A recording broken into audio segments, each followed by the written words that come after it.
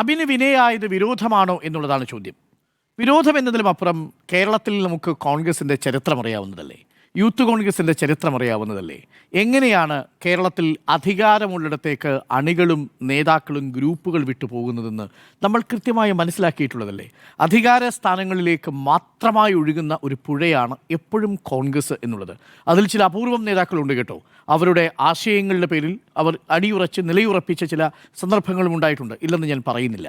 പക്ഷേ കേരളത്തിൽ പൊതുവേ കോൺഗ്രസിനെക്കുറിച്ച്, ഇന്ത്യയിൽ പൊതുവേ കോൺഗ്രസിനെക്കുറിച്ചുള്ള വിലയിരുത്തൽ അങ്ങനെയാണ്. അതൊരാൾക്കൂട്ട പാർട്ടിയാണെന്നും അവിടെ അധികാരമാണ് എല്ലാത്തിനെയും നിശ്ചയിക്കുന്നതെന്നും ആരാണോ അധികാരത്തോട് അടുത്ത് നിൽക്കുന്നത് അവർക്ക് ചുറ്റും ഉപഗ്രഹങ്ങളായി മറ്റു നേതാക്കൾ വരുമെന്നുള്ളതും അവരൊരു ഗ്രൂപ്പായി മാറുമെന്നുള്ളതും ആ ഗ്രൂപ്പിൻ്റെ സ്വാധീനശേഷിയിൽ ഈ സംഘടന മുന്നോട്ട് പോകുന്നു എന്നുള്ളതുമാണ്.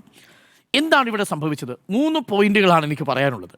ഒന്ന്, അബിൻ്റെ കാര്യത്തിൽ സംഭവിച്ചിരിക്കുന്നത്, ഈ യൂത്ത് കോൺഗ്രസ് അധ്യക്ഷ തിരഞ്ഞെടുപ്പിനെ ഞാൻ കാണുന്നത് ഒരു political Bigg Boss reality show ആയിട്ടാണ്. ഒരു political Bigg Boss reality show.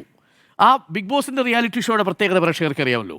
അവിടെ ഈ മെറിറ്റ് എന്ന് പറയുന്നത് മാനദണ്ഡമാണെന്ന് നമ്മൾ കരുതും. എന്നാൽ അവിടെ അതല്ല യഥാർത്ഥത്തിൽ മാനദണ്ഡമാവുന്നത്, മറ്റ് ചില കാര്യങ്ങളാണ്. അതിൽ പല കാര്യങ്ങളും അതിൽ പ്രധാനപ്പെട്ട കാരണമാകും, പോപ്പുലാരിറ്റിക്ക് കാരണമാകുമെന്ന് നമ്മളെ ധരിപ്പിക്കത്തക്ക രീതിയിൽ ബിഗ് ബോസ് അതിൽ വ്യക്തമായിട്ട് കളിക്കുകയും ചെയ്യും. ഇപ്പോൾ ബിഗ് ബോസ് തന്നെ നേരിട്ടിറങ്ങി കളിക്കുന്ന ഒരു പൊളിറ്റിക്കൽ റിയാലിറ്റി ഷോയായി യൂത്ത് കോൺഗ്രസിൻ്റെ അധ്യക്ഷ തിരഞ്ഞെടുപ്പ് മാറിയിരിക്കുന്നു എന്നുള്ളതാണ് എൻ്റെ ആദ്യത്തെ ടേക്ക്. ഞാനിത് വിശദീകരിക്കാം. രണ്ടാമത്തത്, ഈ യൂത്ത് കോൺഗ്രസിൻ്റെ അധ്യക്ഷ തിരഞ്ഞെടുപ്പ് നൽകുന്നൊരു സന്ദേശമുണ്ട്. ഇനി രാഹുൽ ഗാന്ധിയല്ല, മല്ലികാർജുൻ ഖർഗെ ആണെങ്കിലും, അതല്ല ജവഹർലാൽ നെഹ്റു തന്നെ ഒരു പദ്ധതിയായിട്ട് വന്നാൽ പോലും അത് കേരളത്തിൽ നടപ്പാക്കണോ വേണ്ടയോ എന്നുള്ളത് മറ്റ് സമവാക്യങ്ങളെ ആശ്രയിച്ചിരിക്കും. കാരണം രാഹുൽ ഗാന്ധിയുടെ പദ്ധതിയായിരുന്നു മെറിറ്റിൻ്റെ അടിസ്ഥാനത്തിൽ പൂർണ്ണമായും ജനാധിപത്യവൽക്കരിച്ച് നടത്തുന്ന സംഘടനാ തെരഞ്ഞെടുപ്പിലൂടെ നേതാക്കൾ വരണം. എത്ര മാന്യമായ ആശയമായിരുന്നു എന്ന് ആലോചിച്ച് നോക്കി. താഴെത്തട്ടിലുള്ള സംഘടനാ തെരഞ്ഞെടുപ്പ്, ആ സംഘടനാ തെരഞ്ഞെടുപ്പിനെ വ്യാജ കാർഡ് ഇറക്കി അട്ടിമറിക്കാനൊക്കെ ഒരു വിഭാഗം ശ്രമിച്ചു. അതവിടെ നിൽക്കട്ടെ, അത് കേസുമായിട്ട് നിൽക്കുക. പക്ഷേ അവിടെ വോട്ട് കിട്ടിയ ആളിനെ പിന്തള്ളി രാഹുൽ ഗാന്ധിയുടെ പ്ലാൻ തന്നെ പൊളിച്ചു കളയുന്ന രീതിയിൽ ഒരു പദ്ധതി വരുന്നു എന്നുള്ളത് നമ്മളെ അത്ഭുതപ്പെടുത്തുകയാണ്. രാഹുലിൻ്റെ പദ്ധതി പോലും കേരളത്തിൽ നടപ്പിലാവണമെങ്കിൽ മറ്റ് ചില ആൾക്കാരുടെ താല്പര്യങ്ങളുടെ അടിസ്ഥാനത്തിലേ നടക്കൂ എന്നുള്ളത് തെളിഞ്ഞ ഒരു തിരഞ്ഞെടുപ്പാണിത്. അതാണ് രണ്ടാമത്തെ കാര്യം. മൂന്നാമത്തെ പ്രധാനപ്പെട്ട കാര്യം, ഇതിലൊരു സ്വാഭാവിക നീതിയുടെ ലംഘനം നടന്നിട്ടുണ്ട് എന്ന് തന്നെ നമുക്ക് നോക്കുമ്പോൾ തന്നെ കാണാം. ഇനി ഒരു കാര്യം കൂടി ഞാൻ പറയാം. ഇത് സൃഷ്ടിക്കാൻ പോകുന്ന കേരളത്തിലെ കോൺഗ്രസിൻ്റെ രാഷ്ട്രീയം എന്ന് പറയുന്നത് ഒരു പുതിയ സമവാക്യത്തെ കേരളത്തിൽ സൃഷ്ടിച്ചിരിക്കുന്നു. അഥവാ ഒരു ഒറ്റയാൾ കോൺഗ്രസ് ആയിട്ട് കേരളത്തിൽ ഒരു കോൺഗ്രസ് രാഷ്ട്രീയം മാറുന്നു എന്നുള്ള ഒരു വലിയ മാറ്റം കൂടി സംഭവിക്കാൻ പോവുകയാണ്. ഞാൻ ആദ്യത്തിലേക്ക് വന്നാൽ, ഇതെന്തുകൊണ്ടാണ് Bigg Boss political reality show ആണെന്ന് പറഞ്ഞത്? ബിഗ് ബോസ് ആരാണെന്ന് പ്രേക്ഷകർക്ക് മനസ്സിലായിട്ടുണ്ടാവും. ഇതിൽ ബിഗ് ബോസ് ഈ യൂത്ത് കോൺഗ്രസിൻ്റെ അധ്യക്ഷ സ്ഥാനത്തിൻ്റെയും ദേശീയ പട്ടികയും കൂടി എടുത്തു വെച്ച് നോക്കിക്കഴിഞ്ഞാൽ ബിഗ് ബോസ് ആരാണെന്ന് വ്യക്തമാവും. BJP യൂത്ത് കോൺഗ്രസിൻ്റെ സംസ്ഥാന അധ്യക്ഷൻ OJ ജനീഷ് ആരുടെ പക്ഷം? KC വേണുഗോപാൽ പക്ഷം. വർക്കിംഗ് പ്രസിഡന്റ് എന്ന് ഇന്നേ വരെ യൂത്ത് കോൺഗ്രസിൻ്റെ ചരിത്രത്തിലുണ്ടാവാത്ത ഒരു പുതിയ പോസ്റ്റ്. 1960കളിലാണ് യൂത്ത് കോൺഗ്രസ് ഉണ്ടാവുന്നതെങ്കിലും 65 മുതലാണ് അത് ശക്തി പ്രാപിക്കുന്നത്. പിന്നീട് 66ലാണ് എനിക്കൊന്ന് AK ആൻ്റണി ആണെന്ന് തോന്നുന്നു യൂത്ത് കോൺഗ്രസിൻ്റെ അധ്യക്ഷ സ്ഥാനത്തേക്ക് വരുന്നത്. അവിടെ മുതൽ AK ആൻ്റണി ആണെങ്കിലും ഉമ്മൻചാണ്ടി ആണെങ്കിലും സുധീരനാണെങ്കിലും PC ചാക്കോയാണെങ്കിലും ശരി, വയലാർ രവി ആണെങ്കിലും ശരി, മുല്ലപ്പള്ളി രാമചന്ദ്രൻ തുടങ്ങി ഇങ്ങോട്ട് പുതിയ തലമുറയിൽ പന്തളം സുധാകരൻ മുതൽ കാർത്തികേയൻ മുതൽ ഇങ്ങോട്ട് പുതിയ തലമുറയിൽ T സിദ്ദിഖ് ആണെങ്കിലും ലിജു ആണെങ്കിലും വിഷ്ണുനാഥ് ആണെങ്കിലും ഷാഫി പറമ്പിലാണെങ്കിലും അതിന് തൊട്ട് ശേഷം വന്ന നമ്മുടെ രാഹുൽ മാങ്കൂട്ടത്തിലാണെങ്കിലും ഇപ്പോൾ ഈ OJ ജനീഷ് ആണെങ്കിലും നോക്കൂ, ഇതുവരെ നമ്മളുടെ യൂത്ത് കോൺഗ്രസിൻ്റെ ചരിത്രത്തിൽ 6.5 പതിറ്റാണ്ടിൽ വർക്കിംഗ് പ്രസിഡന്റ് എന്ന് പറയുന്നൊരു സംഭവം ഉണ്ടായിട്ടില്ല. ഇപ്പോൾ വർക്കിംഗ് പ്രസിഡന്റ് എന്ന പദവിയിലേക്ക് ഒരാളെ കൊണ്ടുവരികയാണ്. ബിനു ചുള്ളിയിൽ +2 വിദ്യാഭ്യാസ യോഗ്യതയുള്ളൂ. വിദ്യാഭ്യാസം എന്നുള്ള അടിസ്ഥാനമായ രാഷ്ട്രീയത്തിൻ്റെ യോഗ്യതയാണെന്നൊന്നും ഞാൻ കരുതുന്നില്ല. പക്ഷേ പുതിയ തലമുറയിലെ ഉന്നത വിദ്യാഭ്യാസമുള്ള ജെൻസിയെ നിയന്ത്രിക്കുന്ന, ജെൻസികൾ കൂടി കടന്നു വരുന്ന ഒരു യൂത്ത് കോൺഗ്രസിൻ്റെ രാഷ്ട്രീയ ഭൂമികയിൽ അത്യാവശ്യം വിദ്യാഭ്യാസമുള്ള നേതാക്കൾ നിലവിലിരിക്കെ അതൊരു പ്രധാന മാനദണ്ഡമാകേണ്ടതായിരുന്നു എന്നുള്ളതാണ് എൻ്റെ പക്ഷം. അതൊരു എക്സ്ക്ലൂസീവ് മാനദണ്ഡമാവണമെന്നൊന്നും ഞാൻ പറയില്ല. അവിടേക്കാണ് ബിനു ചുള്ളിലിനെ പോലെയുള്ള നേതാവ് വരുന്നത്.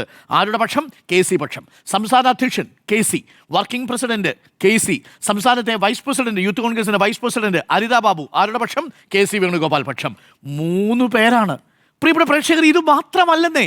KSU എടുത്തു നോക്കൂ, അലോഷി സേവർ ആരുടെ പക്ഷം? KC വേണുഗോപാൽ പക്ഷം. നിങ്ങൾ മഹിളാ കോൺഗ്രസ് എടുത്തു നോക്കൂ, 50% ആരുടെ പക്ഷം? KCയുടെ പക്ഷം.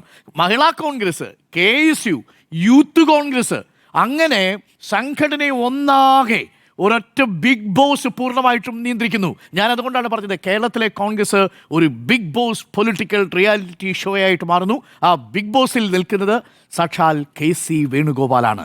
അതാണ് യഥാർത്ഥത്തിൽ ഇന്നിവിടെ കണ്ടത്. അബിൻ വർക്കിക്ക് ഈസി ആയിട്ട് അധ്യക്ഷ സ്ഥാനത്തേക്ക് പോകാമായിരുന്നു. ഒറ്റ വാചകം പറഞ്ഞാൽ മതിയായിരുന്നു. ഏതെങ്കിലും ഒരു പത്രസമ്മേളനത്തിലോ അതല്ലെങ്കിൽ ഏതെങ്കിലും ഒരിടത്തോ രമേശ് ചെന്നിത്തലയെ കുത്തി ഒരു വാക്ക് പറയുകയും KC വേണുഗോപാലിനെ പുകഴ്ത്തിക്കൊണ്ട് 2 പ്രസംഗം നടത്തുകയും ചെയ്തിരുന്നെങ്കിൽ ഇന്ന് യൂത്ത് കോൺഗ്രസിൻ്റെ അധ്യക്ഷ സ്ഥാനത്ത് അബിൻ വർക്കി വരും. പക്ഷെ ഞാൻ അബിൻ വർക്കിയെ ബഹുമാനിക്കുന്നതിൻ്റെ കാര്യം, പക്ഷെ അബിൻ വർക്കി അത് ചെയ്തില്ല. രമേശ് ചെന്നിത്തലയ്ക്ക് ആ പവർ പൊസിഷനിൽ ഇപ്പോഴും അദ്ദേഹം ഇപ്പോൾ ഫൈറ്റ് ചെയ്യുന്നൊരു പോരാളിയാണെങ്കിൽ പോലും ഏതെങ്കിലും തരത്തിൽ പ്രതിപക്ഷ നേതാവല്ല, അദ്ദേഹത്തെ തന്നെ AICCയിലെ ക്ഷണിതാവായിട്ടാണ് വിളിച്ചത്. എന്നിട്ട് പോലും രമേശ് ചെന്നിത്തലയ്ക്കൊപ്പം നിലയുറപ്പിക്കുന്നു. നോക്കൂ, വലിയ സ്വാധീനശേഷിയില്ലാത്ത, വലിയ അധികാര പദവി ഇല്ലാത്ത ആൾക്കാരോടൊപ്പം നിൽക്കണമെങ്കിൽ അപാരമായിട്ടുള്ള ചങ്കൂറ്റം വേണം. ഞാനത് അബിനിൽ കാണുന്നു എന്നുള്ളതാണ്. അതല്ലെങ്കിൽ പ്രതിപക്ഷ നേതാവിനോടൊപ്പം പോകാം, VD സതീശനോടൊപ്പം പോകാം, അതല്ലെങ്കിൽ KC വേണുഗോപാൽ, എല്ലാം അങ്ങോട്ടാണല്ലോ പോകുന്നത്. ഷാഫി പറമ്പിൽ പോലും പോയത് ആരുടെ കൂടെയാണ്? ഈ പറയുന്ന KC വേണുഗോപാലിൻ്റെ കൂടെയാണ്. അവസാന നിമിഷം PC വിശ്വനാഥ് KC വേണുഗോപാലിൻ്റെ ഭാഗമായി, AP അനിൽകുമാർ, KC എന്തിനേറെ സുധാകരനോടൊപ്പം നിന്ന് സണ്ണി ജോസഫ് പോലും KCയുടെ ഭാഗമായി തീരുന്നൊരു സാഹചര്യം നമ്മുടെ നിലവിലുണ്ട്. പക്ഷേ അവിടെയാണ് അബിൻ രമേശ് ചെന്നിത്തലയ്ക്കൊപ്പം ഉറച്ചു നിന്നു. കൃത്യമായ പണി കിട്ടി. അത് രമേശ് ചെന്നിത്തലയ്ക്ക് കൊടുത്ത പണി അബിൻ വർക്കി അത് ഏറ്റുവാങ്ങിയിരിക്കുന്നു എന്നുള്ളതാണ്. പ്രിയപ്പെട്ട പ്രേക്ഷകരെ, നിങ്ങൾ ഓർമ്മിക്കണം, ഇവിടെയാണ് രണ്ടാമത്തെ പോയിന്റിലേക്ക് വരുന്നത്. ഇതൊരു സ്വാഭാവിക നീതിയുടെ ലംഘനമല്ലേ? നിങ്ങളൊന്ന് ആലോചിച്ച് നോക്കൂ.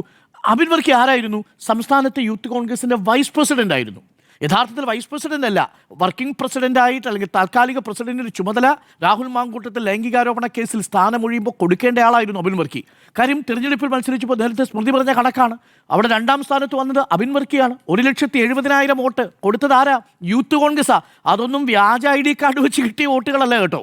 വളരെ കൃത്യമായി അബിൻ വർക്കിയുടെ പോക്കറ്റിലേക്ക് പോയ അബിൻ വർക്കിയുടെ ഇമേജിലും അബിൻ വർക്കി എന്ന ലീഡറിലുള്ള വിശ്വാസത്തിലും കൊടുത്തിരിക്കുന്ന യൂത്ത് കോൺഗ്രസിൻ്റെ വോട്ടാണ്. 1,70,000 വോട്ടാണ് അബിൻ വർക്കിക്ക് കിട്ടിയത്.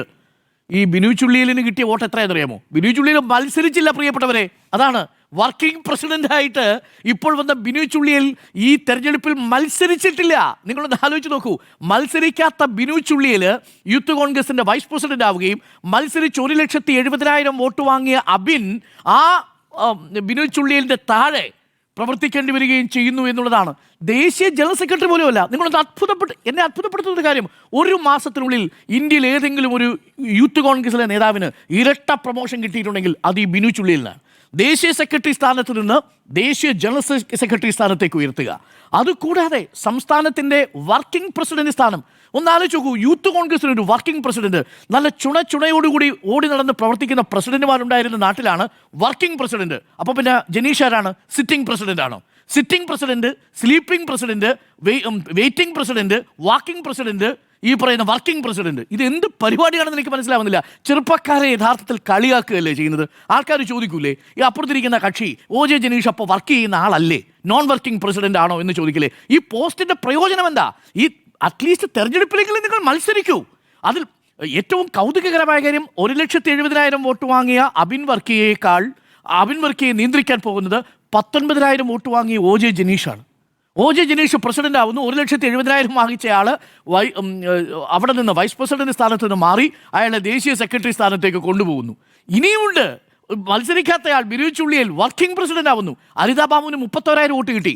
അനിതാ ബാബുവിന് കിട്ടിയത് 30,000 വോട്ടാണ്. എങ്കിൽ പിന്നെ ഈ അനിതാ ബാബുവിനെ പ്രസിഡന്റ് ആക്കിക്കൂടെ? കൊടുത്തൂടെ? അനിതാ ബാബുവിന് കൊടുത്തില്ല. അനിതാ ബാബുവിന് 31,000 വോട്ട് കിട്ടിയതാണ്.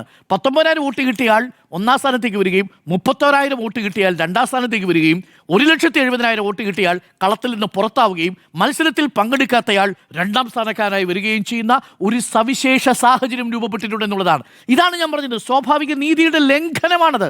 അത് യഥാർത്ഥത്തിൽ പരിഗണിക്കേണ്ടിയിരുന്നു എന്നുള്ളതാണ്. അപ്പോഴാണ് പറയുക സമുദായ സമവാക്യങ്ങൾ. ഇന്ന് തെറ്റായിട്ട് അബിൻ വർക്കിയെ കോട്ട് ചെയ്യുന്നുണ്ട്. അബിൻ വർക്കി പറഞ്ഞത് ഞാനൊരു ക്രിസ്ത്യാനി ആയതാണോ എൻ്റെ കുഴപ്പമെന്നല്ല അബിൻ വർക്കി പറഞ്ഞത്. അതിന് തൊട്ട് മുമ്പ് അദ്ദേഹം പറയുന്നു ഇത് ഞങ്ങളിൽ ഈ ഹിന്ദു രക്തവും ക്രൈസ്തവ രക്തവും ഇല്ല എന്നൊക്കെ വിളിച്ചു വളർന്ന ആളാണ്.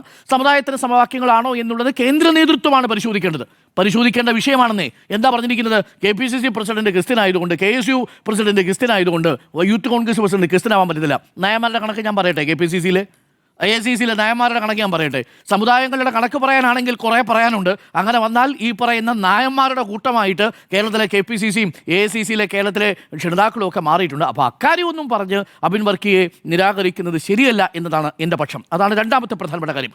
അപ്പോൾ സ്വാഭാവിക നീതിയുടെ ലംഘനം അവിടെ നടന്നിട്ടുണ്ട് എന്നുള്ളതാണ് മൂന്നാമത്തെ പ്രധാനപ്പെട്ട കാര്യം. പ്രിയപ്പെട്ട പ്രേക്ഷകരെ, ഇതിൽ ഈ ബിനു ചുള്ളിയിൽ കഴിഞ്ഞ 2 വർഷമായിട്ട് പങ്കെടുത്ത ഒരു യൂത്ത് കോൺഗ്രസ് സമരത്തിൻ്റെ പേര് പറയാമോ? കഴിഞ്ഞ 2 വർഷമായിട്ട് ബിനു ചുള്ളിയിൽ ഞാൻ ഇന്ന് കുറേ ഞങ്ങളുടെ റിപ്പോർട്ടർമാരെ നിങ്ങൾക്കുണ്ടെങ്കിൽ, പ്രിയപ്പെട്ട യൂത്ത് കോൺഗ്രസ് പ്രവർത്തകരെ, നിങ്ങളുടെ കയ്യിലുണ്ടെങ്കിൽ നിങ്ങൾ ഞങ്ങൾക്ക് അയച്ചു തരൂ. ഈ ബിനു ചുള്ളിയിൽ പങ്കെടുത്ത കഴിഞ്ഞ 2 വർഷത്തിനിടയിൽ ദേശീയ സെക്രട്ടറി ആവുന്നതിന് മുൻപ് 2 വർഷം ഈ യൂത്ത് കോൺഗ്രസിൽ പങ്കെടുത്ത ഒരു സമരത്തിൻ്റെ പേര് ഞാൻ കണ്ടിട്ടില്ല. എൻ്റെ പൊന്നു ജിമ്മി, ഞാൻ നമ്മുടെ റിപ്പോർട്ടർമാരുടെ അടുത്ത് എല്ലാം അന്വേഷിച്ചു. ഈ ബിനു ചുള്ളിയിൽ ഏതെങ്കിലും സമരത്തിന് മുൻപിൽ നിന്ന് പോയ ഏതെങ്കിലും ആലപ്പുഴ കേന്ദ്രീകരിച്ച് ഇല്ല, ഞാനത് അന്വേഷിച്ചു. ഹരിപ്പാട് ഈ ബിനു ചുള്ളിയിൽ ഒരു പരിപാടി പങ്കെടുത്തിട്ടില്ല കഴിഞ്ഞ 2 വർഷമായിട്ട്, ഈ ദേശീയ സെക്രട്ടറി സ്ഥാനത്ത് വരുന്നത് വരെ. ആ കക്ഷിയാണ് ഇവിടെ വർക്കിംഗ് പ്രസിഡൻ്റായിട്ട് വെച്ചിരിക്കുന്നത്. ഇതുവരെ നോൺ വർക്കിംഗ് ആയിരുന്ന ഒരാൾ വർക്കിംഗ് പ്രസിഡൻ്റ് ആവുന്നു എന്ന കൗതുകകരമായ ഒരു സാഹചര്യം കൂടി അവിടെയുണ്ട്. ഇനി മൂന്നാമത്തെ ഒരു കാര്യം, ഇതുണ്ടാക്കാൻ പോകുന്ന കേരളത്തിലെ രാഷ്ട്രീയ സമവാക്യങ്ങളോ. K C Venugopal Lok Sabha seat വിട്ട് ആലപ്പുഴയിലെ നിയമസഭയിൽ മത്സരിക്കാനായിട്ട് വരുന്നു. നിയമസഭയിൽ മത്സരിക്കുമ്പോൾ ഒഴിവൂരുന്ന വേക്കൻസിയിലേക്ക് ഹരിതാ ബാബുവിനെ കൊണ്ടുപോകാൻ പോകുന്നു എന്നൊക്കെയുള്ള ചില സംസാരങ്ങൾ ഇങ്ങനെ അണിയറയിൽ കേൾക്കുന്നുണ്ട്. അതിനുവേണ്ടിയാണ് ഇതിപ്പോൾ ഇങ്ങനെ ഒരു ക്രമീകരണം നടത്തിയിരിക്കുന്നതെന്നും ഒക്കെ കേൾക്കുന്നു. പക്ഷേ പ്രിയപ്പെട്ട പ്രേക്ഷകരെ, ഈ KC വേണുഗോപാൽ കേരളത്തിൽ മത്സരിക്കാൻ വരുമ്പോൾ ഒരു സീറ്റ് രാജസ്ഥാനിൽ ഒഴിഞ്ഞിട്ടുണ്ടായിരുന്നു. ആ സീറ്റിൽ വന്ന അയാളുടെ പേര് രവനീത് സിംഗ് ബിട്ടു എന്നായിരുന്നു. രാജ്യസഭാ സീറ്റായിരുന്നു, രാജസ്ഥാനിലായിരുന്നു. ആ KC വേണുഗോപാൽ എന്ന കോൺഗ്രസിൻ്റെ MP രാജിവെച്ച ഒഴിവിൽ, എന്തിന് ലോക്സഭയിൽ മത്സരിക്കാൻ വന്ന ഒഴിവിൽ രാജസ്ഥാനിൽ അവിടെ വിജയിച്ചു കയറിയത് BJP MP ആയ രവനീത് സിംഗ് ബിട്ടുവാണ്. അവിടെ BJPക്ക് ഒരു സീറ്റ് കൊടുത്തിട്ടാണ് കേരളത്തിൽ ആലപ്പുഴയിൽ വന്ന് ലോക്സഭാ സീറ്റിൽ മത്സരിച്ചത്. അതിൻ്റെ കാരണം എന്തെന്ന് ചോദിച്ചാൽ വളരെ വ്യക്തമാണ്. രാഹുൽ ഗാന്ധി പ്രധാനമന്ത്രിയാകുമെന്നും അപ്പോൾ ഉപപ്രധാനമന്ത്രി അല്ലെങ്കിൽ പോലും ആഭ്യന്തര വകുപ്പ് മന്ത്രി അടക്കം കിട്ടുമെന്നുമുള്ളൊരു വലിയ പ്രതീക്ഷയൊക്കെ ഒരുപക്ഷേ പാവം KC വേണുഗോപാൽ ഉണ്ടായിരിക്കാം. മത്സരിക്കുന്നതിനും ലോക്സഭയിൽ സീറ്റ് തെളിയിക്കുന്നതിനും ഒന്നും തെറ്റല്ല.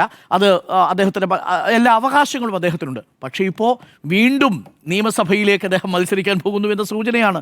അങ്ങനെയാണെങ്കിൽ KC രാഷ്ട്രീയമായി കേരളത്തിൽ സജീവമാവുന്നു. VD സതീശനും രമേശ് ചെന്നിത്തലയും എല്ലാം അപ്രസക്തമാവുകയും KC വേണുഗോപാൽ കേരളത്തിൽ ഒറ്റയാൾ ലീഡറായിട്ട് മാറുകയും ചെയ്തു എന്നുള്ളതാണ്. എല്ലാ മേഖലകളും, അതാണ് ഞാൻ നേരത്തെ പറഞ്ഞത്, കോൺഗ്രസിൻ്റെ എല്ലാ ഘടകങ്ങളെയും KC പൂർണ്ണമായിട്ടും കീഴടക്കിയിരിക്കുന്നു. ഇത് കേരള ചരിത്രത്തിൽ അടുത്തിടെയൊന്നും നമ്മൾ കണ്ടിട്ടില്ലാത്ത വിധത്തിലുള്ള ഒരു വെട്ടിനിരത്തലാണ് എന്ന് വേണമെങ്കിൽ പറയാം. ആ വെട്ടിനിരത്തിൽ ഇപ്പോൾ കോൺഗ്രസിൽ സംഭവിച്ചിരിക്കുന്നു. ഇതിൽ എങ്ങനെയാണ് ഐ ഗ്രൂപ്പിൻ്റെ പ്രതികരണം എന്നത് ഞാൻ അന്വേഷിച്ചു. I ഗ്രൂപ്പിൻ്റെയൊക്കെ WhatsApp ഗ്രൂപ്പുകളുണ്ടല്ലോ, ശ്മശാന മൂകതയാണ്. ഒരഭിവാദ്യം അതിലില്ല കേട്ടോ. ഞാനതിൽ ഒരു സുഹൃത്ത് നമുക്ക് അയച്ചു സ്ക്രീൻഷോട്ട് കണ്ടു. ഇത് ഞാൻ തർക്കിക്കാൻ പറയുന്നത്, നിങ്ങൾക്ക് സംശയം ഉണ്ടെങ്കിൽ നിങ്ങൾ തന്നെ പറഞ്ഞു, എതിർപ്പുണ്ടെങ്കിൽ എനിക്ക് അയച്ചു തന്നോളൂ. ഈ ഐ ഗ്രൂപ്പിൻ്റെ വാട്സപ്പ് ഷോട്ടുകളിലുണ്ടല്ലോ, ഒരു അഭിവാദ്യമില്ല, ഒരു സന്തോഷമില്ല, ഒരു പ്രകടനമില്ല. ഒന്ന് ആലോചിച്ച് നോക്കൂ. അബ്സല്യൂട്ട് സൈലൻസ് ആണ്, നിശബ്ദമായിട്ടിരിക്കുക. പക്ഷേ ഞാൻ അക്കാര്യത്തിൽ രമേശ് ചെന്നിത്തല അബിൻ വർക്കിയെയും ബഹുമാനിക്കുന്നുണ്ട്. കാരണം ഈ ഐ ഗ്രൂപ്പ് ഇപ്പോൾ ഏതെങ്കിലും ഒരു കാര്യം പറഞ്ഞ് രാഷ്ട്രീയം ഒരു വിയോജിപ്പുണ്ടായ തദ്ദേശ തെരഞ്ഞെടുപ്പിൽ അത് എങ്ങനെ ബാധിക്കും? 2 രീതി ബാധിക്കും. ഒന്ന്, കോൺഗ്രസിൻ്റെ സാധ്യതയെ ബാധിക്കും, നമ്പർ 1. നമ്പർ 2, ഇതിൽ മത്സരിക്കാൻ നിൽക്കുന്ന ചില സ്ഥാനാർത്ഥികളുണ്ട്, ചെറുപ്പക്കാരായിട്ടുള്ള സ്ഥാനാർത്ഥികൾ, പുരുഷന്മാരും സ്ത്രീകളുമായിട്ടുള്ള യൂത്ത് കോൺഗ്രസിലെയൊക്കെ സ്ഥാനാർത്ഥികളുണ്ട്. അവരുടെ സാധ്യതയെ അത് നശിപ്പിക്കും. അതുകൊണ്ടാണ് കേട്ടോ ഇവരൊക്കെ വളരെ പരസ്യമായിട്ട് ഈ അതൃപ്തി പരസ്യപ്പെടുത്താതിരിക്കുന്നത്. അങ്ങേറ്റം നിരാശയുണ്ട്. പ്രിയപ്പെട്ട പ്രേക്ഷകരെ, നിങ്ങൾ പറഞ്ഞാൽ വിശ്വസിക്കില്ല, ഒരു വിഭാഗം തന്നെ ഐ ഗ്രൂപ്പിലെ ഒരു വിഭാഗം നേതാക്കൾ പാർട്ടിയിൽ നിന്ന് രാജിവെച്ചു പോയാലോ എന്ന് പോലും ആലോചിച്ചിട്ടുണ്ടെന്നാണ് ഞാൻ മനസ്സിലാക്കുന്നത്. പക്ഷെ രാജിവെക്കാത്തത് ആ പാർട്ടി തദ്ദേശ തെരഞ്ഞെടുപ്പിൽ മത്സരിക്കണമെന്നും നിയമസഭാ തെരഞ്ഞെടുപ്പിൽ ഇക്കുറി കടന്നുകൂടിയില്ലെങ്കിൽ ഇനി കോൺഗ്രസ് ഇല്ല എന്നത് അവർക്ക് തിരിച്ചറിയാം എന്നുള്ളത് കൊണ്ടുമാണ്. അതുകൊണ്ട് ഇനി കാര്യങ്ങൾ എങ്ങനെ പോകുന്നു എന്നുള്ളത് കണ്ടറിയണം. ഇനി വരാൻ പോകുന്നത് രാഷ്ട്രീയ സമവാക്യങ്ങളുടെ കാലമാണ്. ഒന്നുകിൽ KC പൂർണ്ണമായിട്ടും പിടിച്ചടക്കി കേരളത്തിലെ കോൺഗ്രസിനെ മുന്നോട്ട് കൊണ്ടുപോകും, അതല്ലെങ്കിൽ ഏറ്റുമുട്ടലുകൾ തുടരും. പക്ഷേ ഇത് തൽക്കാലം അണിയറയിലായിരിക്കും എന്നുള്ളതാണ് എൻ്റെ ഒരു വിശ്വാസം.